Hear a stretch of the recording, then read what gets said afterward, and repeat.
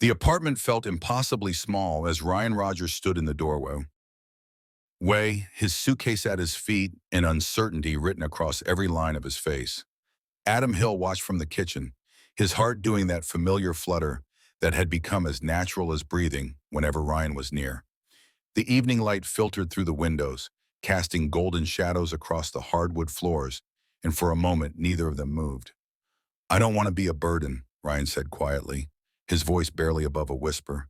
His fingers gripped the handle of his suitcase so tightly his knuckles had gone white, and Adam could see the way his shoulders held tension like a shield against the world. Adam set down the coffee mug he'd been holding, the ceramic making a soft clink against the counter. He said, and the words came out more raw than he'd intended, "You can stay as long as you need to." Something shifted in Ryan's expression then, a subtle relaxation that started in his eyes and spread slowly across his features. His grip on the suitcase loosened, and he took a step forward into the apartment that would become their shared sanctuary. But to understand how they arrived at this moment, how two men who had circled each other for months finally found themselves standing at the threshold of something beautiful and terrifying, we need to go back to where it all began. 3 months earlier, Adam had been living a life that felt like it belonged to someone else. His days were predictable, safe, and utterly hollow. He went to work at the marketing firm downtown, came home to his pristine apartment, and spent his evenings reading or watching television shows that never quite held his attention. He had convinced himself that contentment was enough, that the restless ache in his chest was simply part of being an adult in the modern world. Then Ryan Rogers walked into his life like a storm system he never saw coming. It happened on a Tuesday morning that started like any other. Adam was sitting in the conference room, half listening to his colleague Gary Collins drone on about quarterly projections, when the door opened and their new graphic designer was introduced to the team. Ryan had dark hair that caught the fluorescent lighting and eyes the color of storm clouds. And when he smiled and said hello to everyone, Adam felt something fundamental shift inside his chest. Quote 3. Gary was saying, but Adam found it difficult to focus on anything beyond the way Ryan's fingers drummed nervously against his portfolio as he took a seat across the table. After the meeting, Adam lingered, pretending to organize his notes while Ryan gathered his materials. When they were alone in the conference room, Ryan looked up and caught Adam staring. "Sorry," Adam said quickly, heat rising in his cheeks. "I was just, welcome to the team." Ryan's smile was warm and genuine. Quote 6. The words hung in the air between them, innocent enough on the surface but carrying an undertone that made Adam's pulse quicken. "Before we see how this ends, tell us where you're watching from and hype this video in the comments, because what happened next would change everything for both of them." Over the following weeks, Adam and Ryan fell into an easy working relationship. They spent hours hunched over design concepts and marketing strategies, their heads bent close together over laptops and sketch pads. Adam discovered that Ryan had a sharp wit and an infectious laugh, that he took his coffee black and always arrived at work exactly 7 minutes early. He learned that Ryan had moved to the city from a small town upstate, leaving behind a life that he described only in vague terms as, quote, 7, quote, 8, Adam asked one evening as they worked late on a particularly challenging campaign. The office was empty except for them, the cleaning crew having finished hours ago, and the city lights twinkled beyond the floor-to-ceiling windows. Ryan was quiet for a long moment, his fingers tracing abstract patterns on the conference table. He said finally, Adam understood that feeling more than he cared to admit. Ryan's laugh was hollow, devoid of his usual warmth. "Turns out I was just really good at pretending." There was something in Ryan's tone, a vulnerability that made Adam's chest tighten with sympathy and something else he wasn't ready to name. He wanted to reach across the table and cover Ryan's hand with his own, wanted to offer comfort in the most basic human way possible, but he held back, uncertain of boundaries and appropriateness. "Well," Adam said instead, "for what it's worth, I think you're pretty great at being yourself here." Ryan looked up then, and their eyes met across the table. The moment stretched between them, charged with possibility and unspoken understanding, until Ryan's phone buzzed with a text message and the spell was broken. As the weeks turned into months, Adam found himself looking forward to work in a way he hadn't in years. Every project became an excuse to spend more time with Ryan, Every meeting an opportunity to sit close enough to catch the subtle scent of his cologne or notice the way he bit his lower lip when he was concentrating. Adam told himself it was just friendship, just professional collaboration. But late at night in his empty apartment, he couldn't deny the truth that was growing inside him like a secret garden. He was falling in love with Ryan Rogers, and it terrified him. Adam had always known he was gay, had come out to his family and close friends years ago, but he had never felt anything quite like this. Previous relationships had been pleasant enough, comfortable arrangements that filled the space in his life without really changing its fundamental shape. What he felt for Ryan was different, deeper, like discovering a new color or hearing music for the first time. The problem was that Ryan had never given any indication that he might be interested in men. He spoke occasionally about past relationships, always referring to girlfriends and ex-girlfriends, and Adam had no reason to believe that anything could ever develop between them beyond friendship and professional respect. So he learned to treasure the small moments, the way Ryan's face lit up when Adam brought him coffee in the morning, the casual touches, a hand on his shoulder during a presentation, fingers brushing when they reached for the same pen, the late evenings when they would talk about everything and nothing, their conversations meandering from work to philosophy to childhood memories, with the easy intimacy of old friends. "Tell me something about yourself that would surprise me," Ryan said one Friday evening as they packed up their things. It had been a long week, and they were both tired, but neither seemed eager to leave. Adam considered the question carefully. "I wanted to be a writer when I was younger. I used to write these elaborate fantasy stories about knights and dragons and magical kingdoms." "What stopped you?" "Reality, I guess. Bills to pay, expectations to meet, the usual things that kill childhood dreams." Adam zipped up his laptop bag and looked at Ryan. "What about you? What would surprise me?" Ryan was quiet for a moment, and when he spoke, his voice was softer than usual. "I've never felt like I belonged anywhere.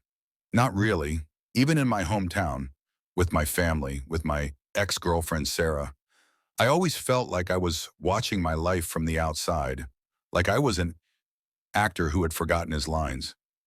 The honesty in Ryan's voice made Adam's heart ache. "And now?" "Now," Ryan smiled, and there was something different about it, something vulnerable and hopeful. "For the first time in my life, I feel like I might actually know who I am. Or at least, I'm starting to figure it out." They walked to the elevator together, and as they waited for it to arrive, Adam felt the weight of all the things he wanted to say pressing against his chest. He wanted to tell Ryan that he understood that feeling of not belonging, that he had spent most of his adult life feeling like he was living someone else's story. He wanted to say that Ryan's presence in his life had awakened something he hadn't even known was sleeping. Instead, he said, quote, 25, quote, 26, the elevator doors closed between them, and Adam was left standing in the empty hallway, wondering if he was imagining the regret he thought he had seen in Ryan's eyes. That weekend, Adam couldn't stop thinking about their conversation. He found himself analyzing every word, every pause, every subtle shift in Ryan's expression, looking for clues to something he wasn't even sure he wanted to find.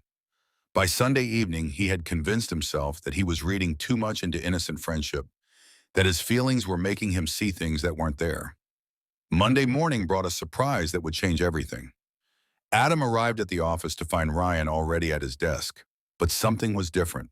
Ryan's usual easy confidence was replaced by a tension that was visible in the set of his shoulders and the way his fingers drummed nervously against his coffee cup.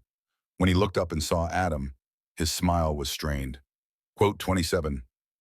Adam said, settling into his own desk. Quote 28, quote 29.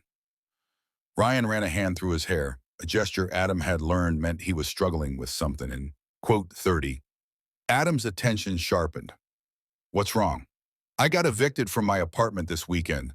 Well, not evicted exactly, but my roommate decided to move his girlfriend in and basically told me I needed to find somewhere else to live by the end of the week."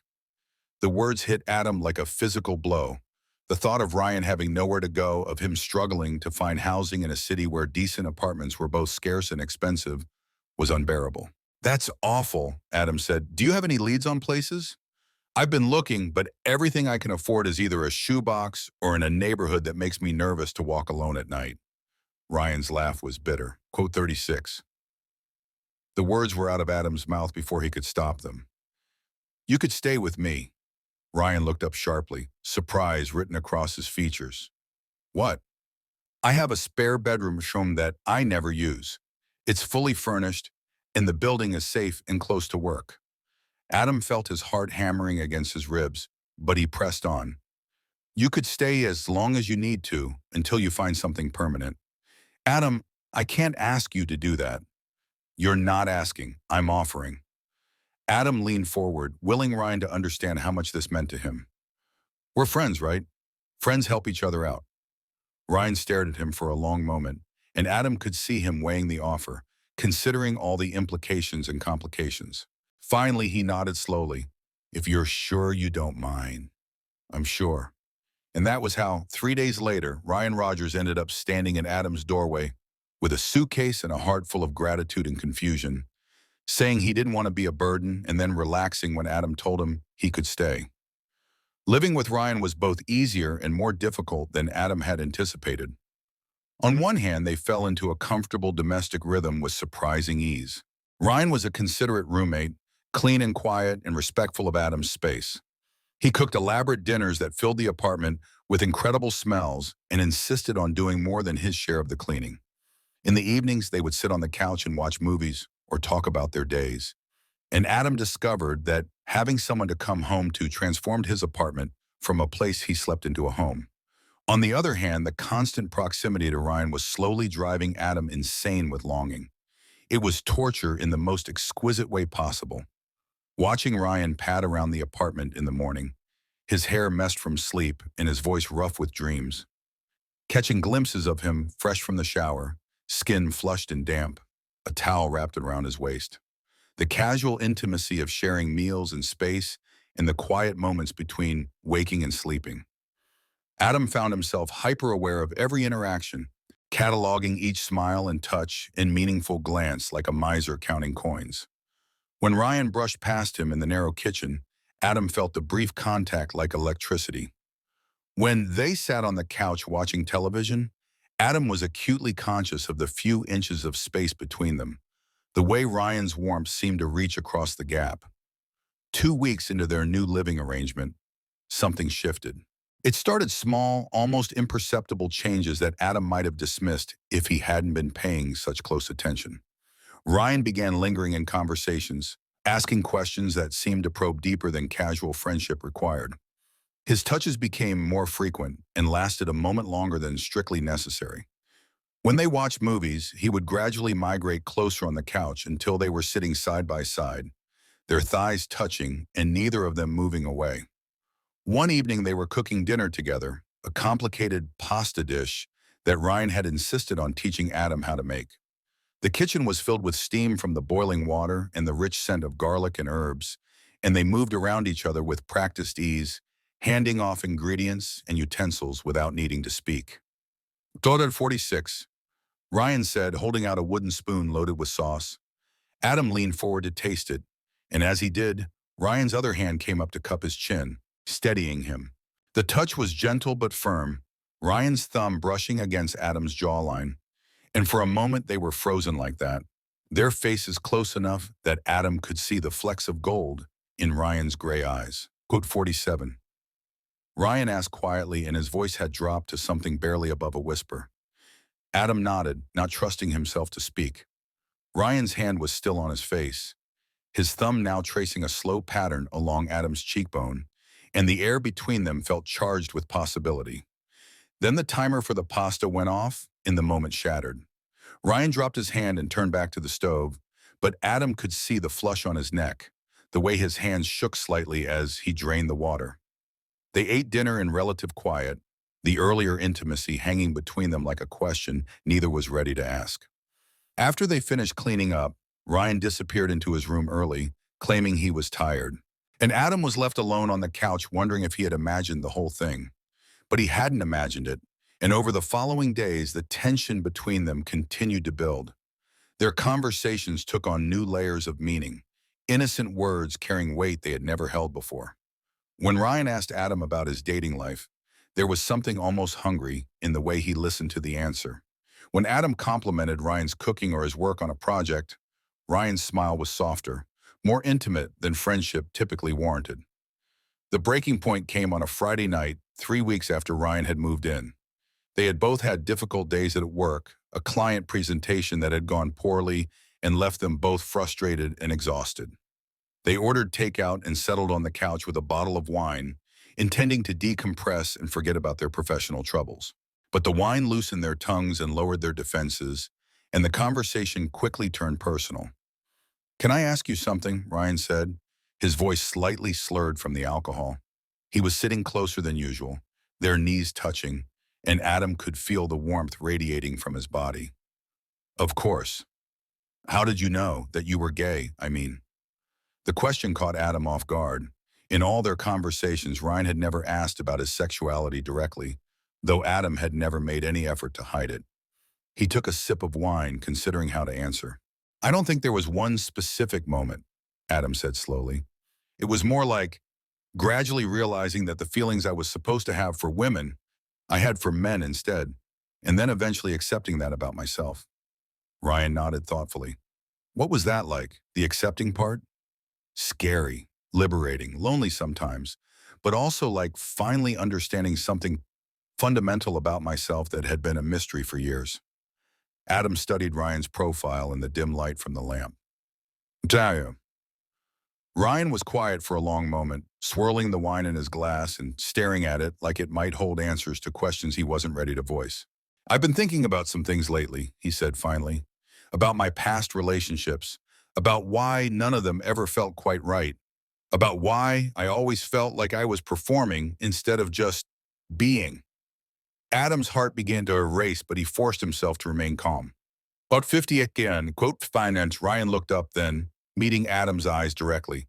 "Like maybe the reason I never felt like I belonged anywhere was because I was trying to fit into spaces that weren't meant for me." The words hung in the air between them, loaded with implication and possibility. Adam felt like he was standing at the edge of a cliff, one step away from either flying or falling. "And what do you think you want now?" Adam asked softly. Ryan's gaze dropped to Adam's lips for just a moment before returning to his eyes. "I think I want to stop pretending. I think I want to find out who I really am when I'm not trying to be someone else." "And who do you think that is?"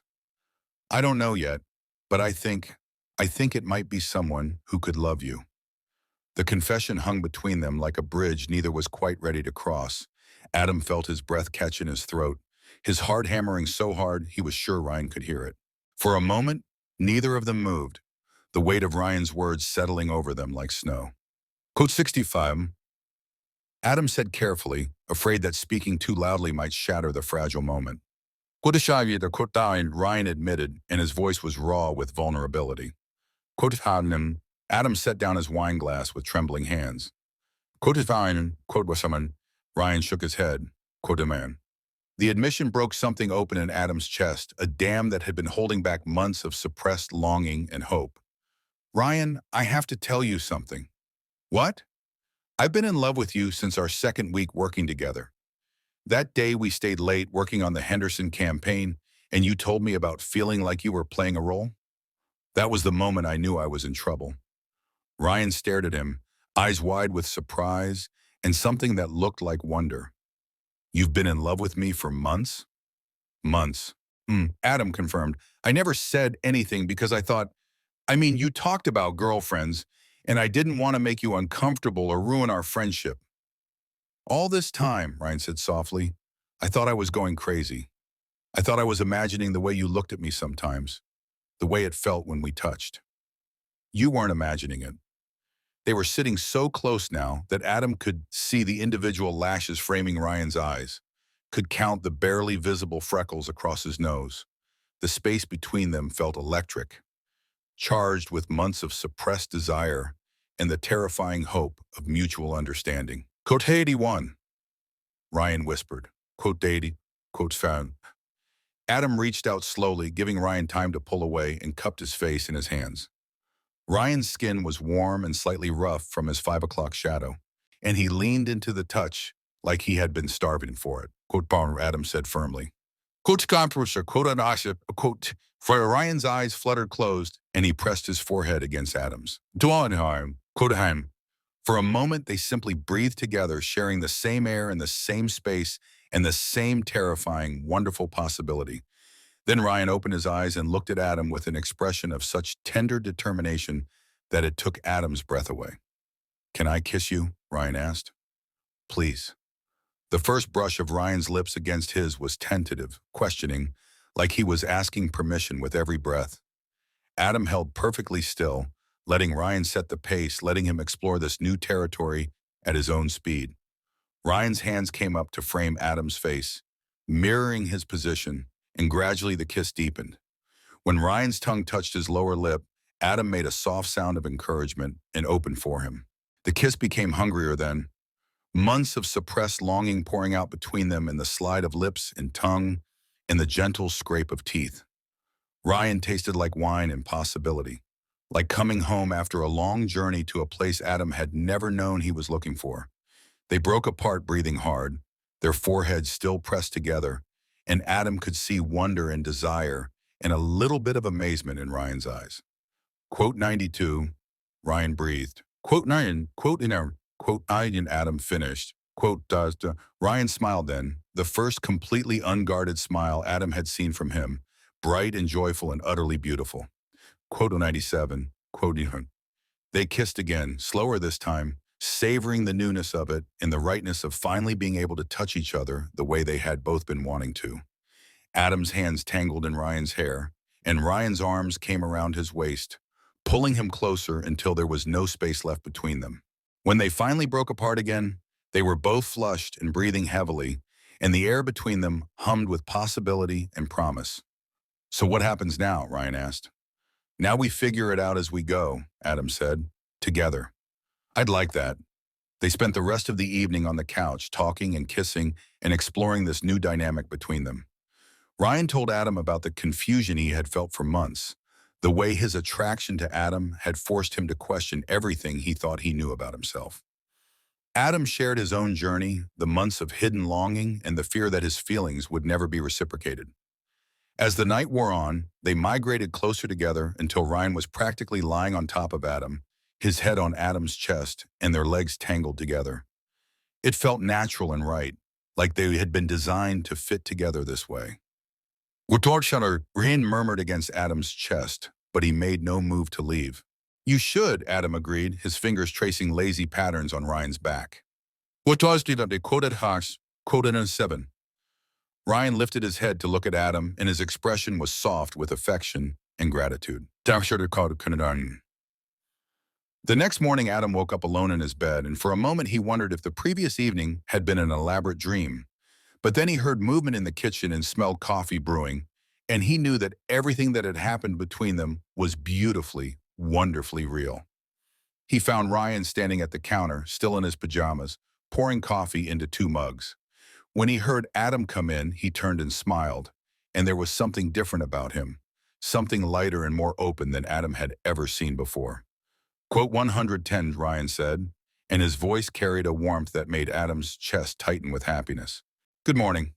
Adam accepted the coffee gratefully, their fingers brushing as Ryan handed him the mug. "How are you feeling?" "Good, really good, actually."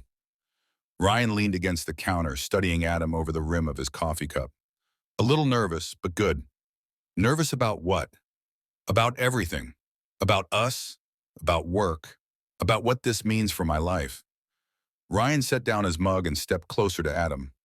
"But mostly I'm feeling grateful and happy and like I finally understand something about myself that I've been missing for years." Adam reached out and took Ryan's hand, intertwining their fingers. Quote 118, quote 119, and quote 120. Ryan squeezed Adam's hand and stepped closer until they were standing in the same intimate bubble they had created the night before.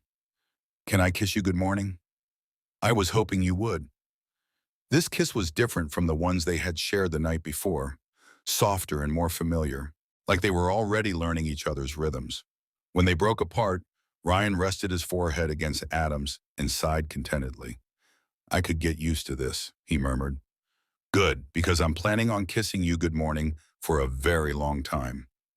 They spent the weekend in a bubble of newfound intimacy, exploring this new dimension of their relationship with the careful attention of archaeologists uncovering something precious. They talked about everything and nothing, sharing stories and fears and dreams with the honesty that comes from finally being able to be completely yourself with another person. Ryan told Adam about his childhood in a small town where being different was not just discouraged, but actively punished, about the pressure he had felt to conform to expectations that had never fit him properly. He talked about his relationship with Sarah, his most recent girlfriend, and how he had spent 2 years trying to convince himself that the hollow feeling in his chest was just the normal settling that came with adult relationships. I kept waiting to feel about her the way I thought I was supposed to, Ryan said. They were lying on the couch together, Ryan's head in Adam's lap while Adam ran his fingers through his hair. I kept thinking that if I just tried harder, if I was a better boyfriend, eventually I would feel that spark that everyone talks about. And you never did? Never, not until I met you. Ryan looked up at Adam with eyes that were clear and honest. The first time you smiled at me, I felt more than I had felt in the 2 years with Sarah. It scared the hell out of me. Adam's heart ached with sympathy for what Ryan had gone through, the years of trying to force himself into a shape that didn't fit. I'm sorry you had to go through that alone. I'm not alone anymore. No, you're not. On Sunday evening, as they prepared for the return to work in the outside world, they talked about how to handle their new relationship with their colleagues. They decided to keep things private for now, not out of shame, but out of a desire to protect this precious new thing between them until it had time to grow stronger. I don't want to hide us, Ryan said as they sat at the kitchen table sharing a dinner he had cooked. But I also don't want to deal with office gossip and questions before we've had time to figure out what this is ourselves. I agree. We can just be us, and if people notice that we seem closer, well, we've always been close. Except now, when you look at me like that, I know what it means. Like what? Like you're thinking about kissing me. Adam grinned. That's because I am thinking about kissing you, pretty much constantly. Good, because I'm thinking about it too. Monday morning brought the challenge of maintaining their professional demeanor while navigating their new personal dynamic. It was both easier and harder than Adam had expected. Easier because they had always worked well together, had always been comfortable in each other's company. Harder because every casual touch, every shared glance, every moment of standing close together carried new weight and meaning. During their lunch break, they found themselves alone in the conference room, supposedly reviewing campaign materials, but actually just enjoying the opportunity to be together without an audience. Quote 141. Adam asked, reaching across the table to cover Ryan's hand with his own. Better than I expected. It feels good, being honest about how I feel about you, even if we're not broadcasting it to the world yet. Any regrets? Only that we waited so long. Ryan turned his hand palm up, interlacing their fingers. What about you? Any second thoughts about getting involved with your roommate and coworker? None, zero. This is the best thing that's happened to me in years. They were interrupted by Gary Collins knocking on the conference room door, and they quickly separated their hands and returned to their professional personas. But the warmth in Ryan's eyes as he looked at Adam remained, a private communication that made Adam's chest tight with happiness. That evening, they fell back into their domestic routine with the added sweetness of acknowledged affection. Ryan cooked while Adam set the table and opened wine, and they moved around each other in the kitchen with an ease that felt like they had been doing this for years instead of days. After dinner, they settled on the couch to watch a movie, but neither of them paid much attention to the screen. Instead, they found themselves talking about the future, about what they wanted from this relationship and from their lives together. I want to introduce you to my family eventually, Ryan said, his head on Adam's shoulder and their hands clasped together. Adam turned to look at Ryan, taking in his tousled hair and the soft expression in his eyes. And Ryan's eyes grew bright with emotion. I want that too, all of it. 3 weeks later, they were lying in Adam's bed on a Sunday morning, the early light filtering through the curtains and painting everything in soft gold. They had taken things slowly as Ryan had requested, but gradually their relationship had deepened and their physical intimacy had grown. Ryan had moved into Adam's room the previous weekend, claiming that the spare bedroom felt too lonely now that he knew what it was like to fall asleep in Adam's arms. Quote 157. Ryan said, tracing lazy patterns on Adam's chest with his fingertip. What's that? Sarah called me yesterday while you were at the grocery store. Adam tensed slightly. Ryan's ex-girlfriend Helen had been trying to contact him for weeks, wanting to talk about their relationship and their breakup, but Ryan had been avoiding her calls. Quote 160, quote warning, quote Adam, quote cards on Adam's hand stilled on Ryan's back. Quote Hara, quote how, quote Lex, quote Town, and Adam was quiet for a moment, processing this information. Quote 168 and quote 169, Ryan propped himself up on his elbow to look at Adam directly. Quote 170 down, quote 171 on, quote 172. Adam's heart swelled with love and gratitude. And what made you decide that? You, this, us. Ryan leaned down to brush a soft kiss against Adam's lips. Quote 170. Quote on, Adam said, the words coming out with all the force of months of suppressed emotion. Quote 177 by, quote 178, quote 179. They made love then, slow and tender and full of the kind of intimacy that comes from complete trust and understanding. Afterward, they lay tangled together in the sheets, talking quietly about their plans for the day and the week and the future that stretched out before them like an unwritten story. Quote weighty, Adam said as they finally got up to make breakfast. Quote 181. Quote Kadim. Ryan looked at him in surprise. Quote Orson, quote on, Ryan's smile was radiant. I love that idea. I love the idea of choosing a place together, of making it ours. Good, because I also love the idea of you never having to worry about having a place to stay again. I want you to know that wherever we are, whatever happens, you always have a home with me. Ryan stopped what he was doing and turned to face Adam fully, his eyes bright with unshed tears. Do you know how long I've been waiting for someone to say that to me? How long? My whole life. I've been waiting my whole life for someone to make me feel like I belong somewhere. Adam crossed the kitchen and pulled Ryan into his arms, holding him close and feeling the rightness of it settle into his bones. Well, you belong here, with me, for as long as you want to stay. What if I want to stay forever? Then we'll figure out forever together. 6 months later, they were settled into a bright two-bedroom apartment across town, a place they had chosen together and furnished with a mixture of Adam's practical sensibilities and Ryan's artistic eye. The spare bedroom had become Ryan's art studio, where he worked on freelance projects and personal pieces that reflected his newfound happiness and sense of self. They had told their families and friends about their relationship, coming out as a couple with the same careful honesty that had characterized their entire relationship. Adam's family had welcomed Ryan with open arms, and Ryan's parents, after an initial period of adjustment, had come to visit and pronounced themselves pleased with their son's obvious happiness. At work, they had eventually acknowledged their relationship to their colleagues, and while there had been some initial surprise and gossip, it had quickly settled into acceptance. Gary Collins had made a joke about the creative department becoming even more creative, and their boss had simply asked that they keep their personal and professional lives appropriately separated, which they had no trouble doing. On a Friday evening in early spring, they were cooking dinner together in their kitchen, moving around each other with the practiced ease of two people who had learned each other's rhythms completely. The windows were open to let in the warm air, and music was playing softly from the speaker on the counter. Quote, Adam said as they sat down to eat.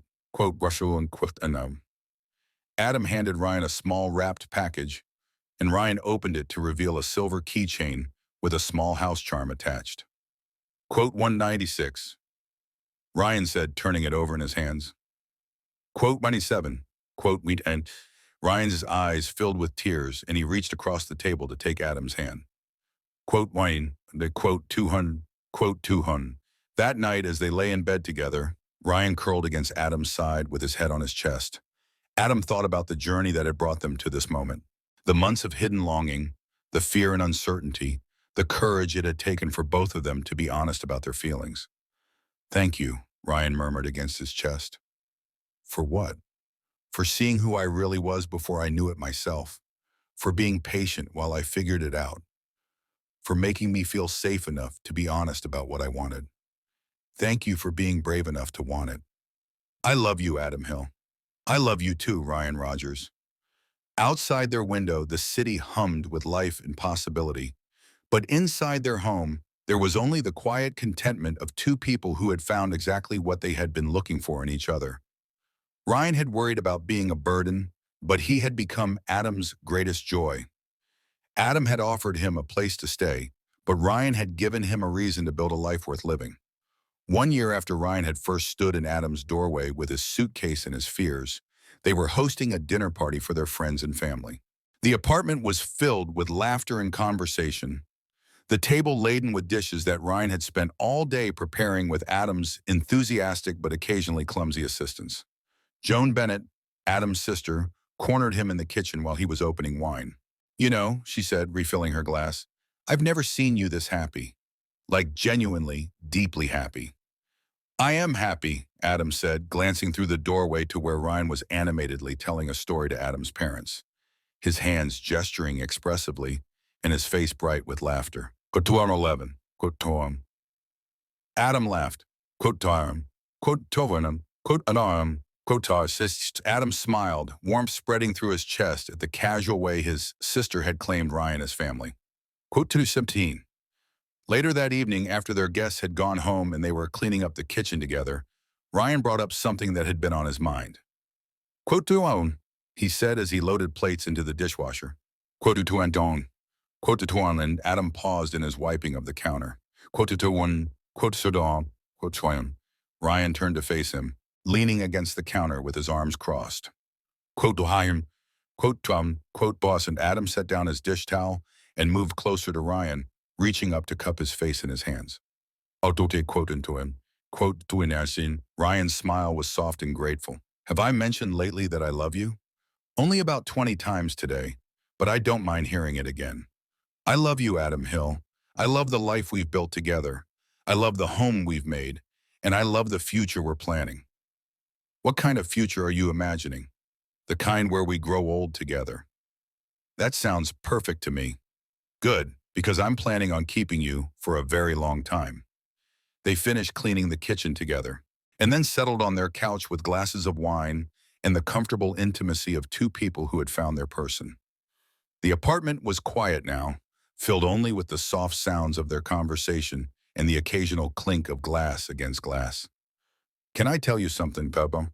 Ryan said, curled against Adam's side with his head on his shoulder. Quote 238, quote 239, quote 240, quote 241. Adam pressed a kiss to the top of Ryan's head. "You've always been the main character. You just needed to find the right story to tell. And the right person to tell it with. Definitely the right person."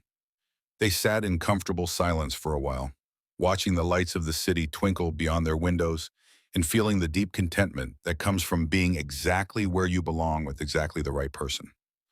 2 years later, Adam proposed to Ryan on the anniversary of the day Ryan had moved in with him. He did it in their kitchen while Ryan was making coffee in the morning, because that was where their love story had really begun, with shared meals and quiet conversations, and the gradual recognition that they had found something extraordinary in the ordinary moments of daily life. Ryan said yes before Adam had even finished asking the question, and they spent the rest of the morning in bed, talking about wedding plans and honeymoons, and the future that stretched out before them like a promise they were both eager to keep. "I can't wait to marry you," Ryan said, admiring the simple but elegant ring on his finger. "I can't wait to call you my husband. I can't wait for all of it, the wedding, the honeymoon, the rest of our lives together." "What are you most looking forward to?" Ryan considered the question seriously. "The ordinary moments, the quiet Sunday mornings and the weeknight dinners, and the way you'll look at me when we're 80 and still choosing each other every day. Those are going to be the best moments." "I know, because they'll be ours." Their wedding was a small, intimate affair held in the garden of Adam's childhood home, surrounded by family and close friends who had watched their love story unfold with joy and approval. Ryan's parents had flown in from his hometown, and his mother had spent most of the ceremony crying happy tears while his father beamed with pride. Joan Bennett served as Adam's best woman, while Ryan's sister, Carol Collins, stood up for him, and both women gave speeches that reduced the entire wedding party to tears with their heartfelt words about love and courage and the beauty of finding your person. "When Adam first told me about Ryan," Joan said during her speech, "I could hear something different in his voice. He sounded like he was talking about someone who had changed his entire world just by existing in it. And when I met Ryan, I understood why.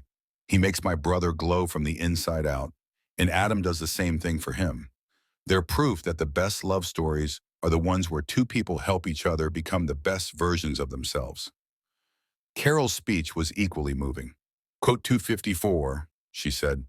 Quote Dana. The reception was held in the same garden, with string lights hung between the trees and a small dance floor set up on the patio.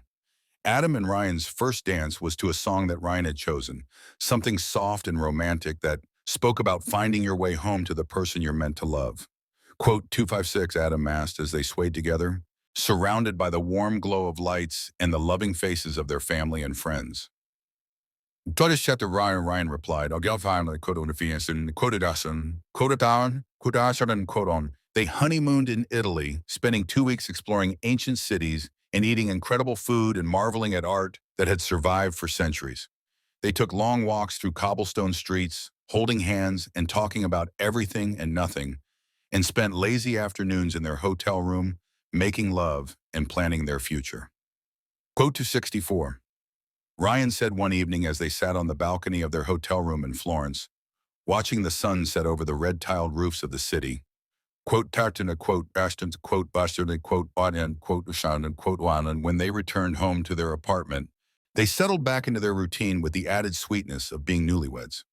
They had decided to keep Ryan's last name professionally, but he had legally taken Adam's name, something that filled Adam with a quiet pride every time he heard someone address Ryan as Mr. Hill. Quote 271. Ryan said one morning as they were getting ready for work, quote 27, quote 273, quote Tasharn, quote Chazid, quote 60, life settled into a comfortable rhythm of work and home and the small adventures they took together on weekends. They traveled when they could, exploring new cities and countries with the enthusiasm of people who had found their perfect travel companion. They hosted dinner parties and attended friends' weddings and celebrated holidays with their combined families, who had embraced them as a unit with wholehearted acceptance. 3 years into their marriage, they began talking seriously about starting a family. They researched adoption agencies and attended information sessions, and eventually decided to pursue adopting a child who needed a loving home. The process was long and sometimes frustrating, filled with paperwork and interviews and home visits. But they supported each other through every step of it with the same patience and love that had characterized their entire relationship. Are you nervous? Adam asked one evening as they waited to hear back from the adoption agency about a potential match. Terrified, Ryan admitted, but also excited. I keep thinking about all the things we'll get to teach them, all the ways we can love them and help them grow. You're going to be an amazing father. So are you. Our kid is going to be so lucky to have you as a dad. Our kid is going to be lucky to have both of us. The call came on a Tuesday morning in early spring. A 3-year-old boy named Stephen Cox needed a family, and the social worker thought they might be a perfect match. They met him the following week, a shy but curious child with dark hair and eyes that reminded Adam of Ryan when he was uncertain about something. The first meeting went well, and then there were more meetings, and gradually Stephen began to warm up to them. He was fascinated by Ryan's art supplies and loved the stories that Adam would make up at bedtime. And slowly he began to trust that these two men who wanted to be his daddies were safe and loving and permanent. The adoption was finalized 6 months later, and Stephen Cox became Stephen Hill, their son in every way that mattered. The first night he slept in his new bedroom, decorated with paintings that Ryan had created specially for him. 5 years later, their family had grown to include not just Stephen, who was now 8 and thriving in school and art classes, but also a rescue dog named Charlie, who had claimed the sunny spot by the living room window as his personal domain. Their apartment had been traded for a small house with a yard where Stephen could play, and Ryan could have a proper art studio in the converted garage. Life was full and busy, and sometimes chaotic in the way that family life always is, but it was also deeply satisfying in ways that Adam had never imagined possible.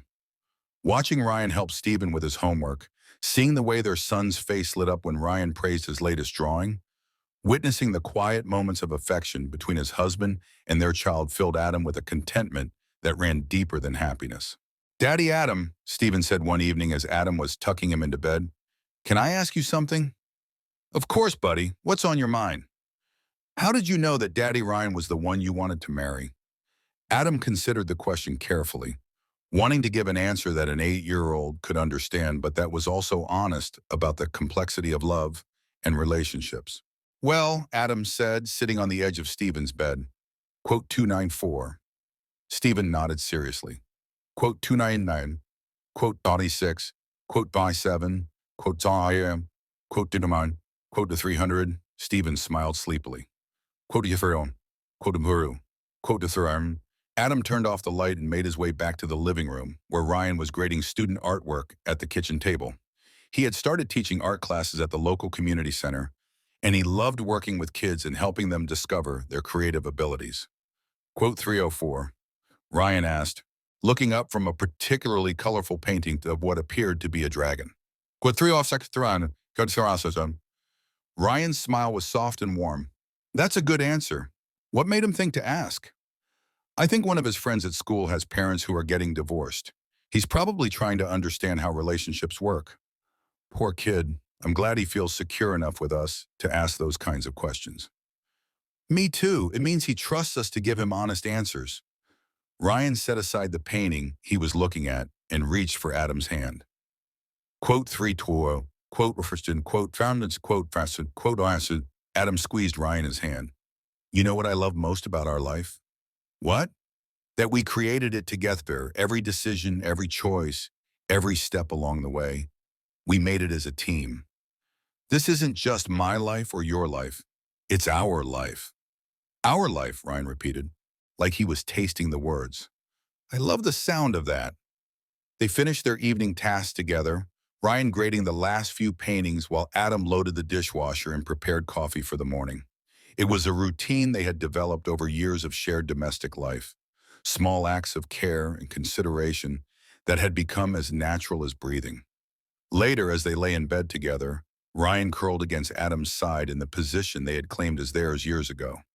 They talked about their plans for the upcoming weekend and Stephen's upcoming school play and the vacation they were planning for the summer. I love our boring married life, Ryan said, his voice drowsy with contentment. Boring. You know what I mean. The routine, the predictability, the way we know each other so well that we can practically read each other's minds. I love it too. I love that we've built something stable and secure and lasting. I love that Stephen gets to grow up seeing what a healthy relationship looks like. He's going to have such a good foundation for his own relationship someday. Hopefully not for many years, Ryan said with a laugh. I'm not ready to think about him dating yet. He's 8, Ryan. I think we have some time. Good, because I want to keep him little for as long as possible. He's going to grow up no matter what we want, but he's going to grow up knowing he's loved and supported and valued for exactly who he is. Just like you made me feel when I was figuring out who I was. Just like you made me feel when I was afraid to hope for something this good. They fell asleep holding each other, surrounded by the quiet sounds of their home and their family, secure in the knowledge that they had built something beautiful and lasting together. 10 years after Ryan had first stood in Adam's doorway with his suitcase and his fears, they were celebrating their 8th wedding anniversary with a quiet dinner at home while Stephen spent the night at a friend's house. The dining room table was set with their good dishes and candles, and Ryan had cooked all of Adam's favorite foods. Topriptam, Adam said as they lingered over dessert and wine. Quote, quote, as Ryan reached across the table and took Adam's hand. Best decision I ever made, knocking on your door that day. Best decision I ever made, asking you to stay. Do you think we would have found each other eventually, even if I hadn't needed a place to live? Adam considered the question. I think we were meant to find each other one way or another.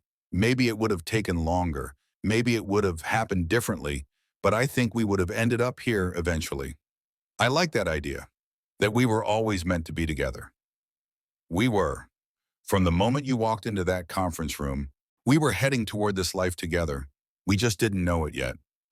I'm grateful for every step of the journey, even the scary parts, even the uncertain parts, because they all led us here.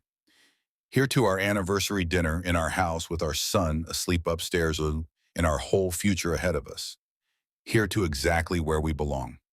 They spent the rest of the evening reminiscing about their journey together, looking through photo albums and sharing memories of all the milestones they had celebrated as a couple and as a family.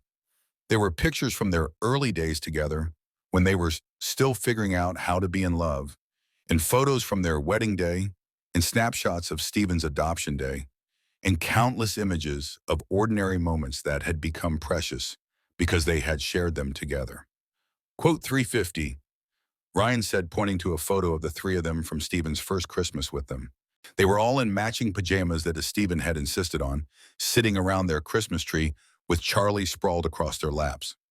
Remember how excited Stephen was about having a real Christmas tree? He made us keep it up until February because he didn't want Christmas to end. And you let him because you're a softie when it comes to our kid, says the man who still reads him 3 bedtime stories every night instead of 1.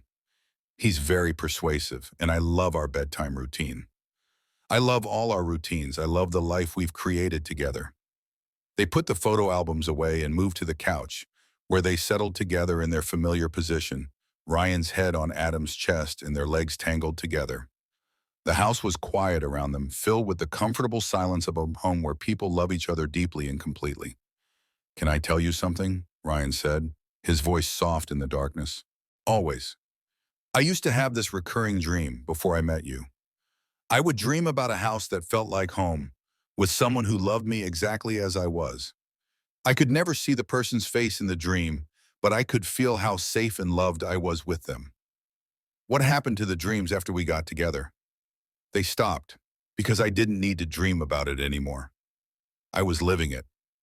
Adam's arms tightened around Ryan, holding him close and marveling at the way their love had grown and deepened over the years. On 362, quote 300, quote found. As they prepared for bed, moving through their nightly routine with the easy coordination of people who had shared a life for years, Adam reflected on the journey that had brought them to this moment. From that first day in the conference room to Ryan's desperate need for housing, to the gradual recognition of their feelings for each other, to the building of a family and a life together, every step had led them closer to the happiness they now shared. "What are you thinking about?" Ryan asked as they brushed their teeth side by side at the bathroom sink. "Just all of it. How we got here, how much our lives have changed, how grateful I am for every day we get to spend together. Even the difficult days, especially the difficult days, because those are the ones that prove how strong we are together, how committed we are to making this work. We're pretty good at the making it work part. We're excellent at it. We're a good team. The best team." They climbed into bed together, and Ryan immediately moved to his preferred position against Adam's side. It was a habit that had developed in their earliest days together and had never changed, this need to be physically connected even in sleep. Quote 372. Ryan murmured against Adam's chest, "Sweet dreams, husband." Adam lay awake for a while after Ryan had fallen asleep, listening to his steady breathing and feeling the weight of his body pressed against his side. He thought about the scared, confused man who had stood in his doorway all those years ago, worried about being a burden, and marveled at how far they had both come. Ryan had never been a burden. He had been a gift, a miracle, the answer to questions Adam hadn't even known he was asking. He had transformed Adam's careful, controlled life into something rich and full and infinitely more meaningful than anything Adam had ever imagined for himself. And tomorrow they would wake up together in their shared bed, in their shared home, and begin another day of their shared life. They would make coffee and help Stephen get ready for school and go to work and come home to each other.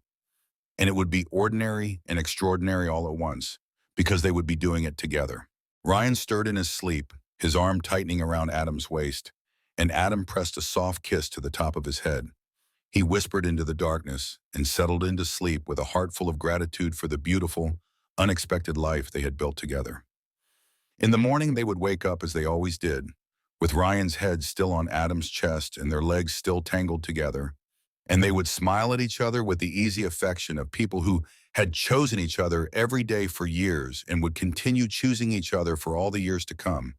And that was how two men who had started as colleagues became roommates, then lovers, then husbands, then fathers, building a life together one ordinary, extraordinary day at a time. Ryan had worried about being a burden, but he had become Adam's greatest blessing. Adam had offered a place to stay, but he had gained a partner for life. Sometimes the most beautiful love stories are the ones that begin with someone simply needing a place to belong and finding not just shelter, but home.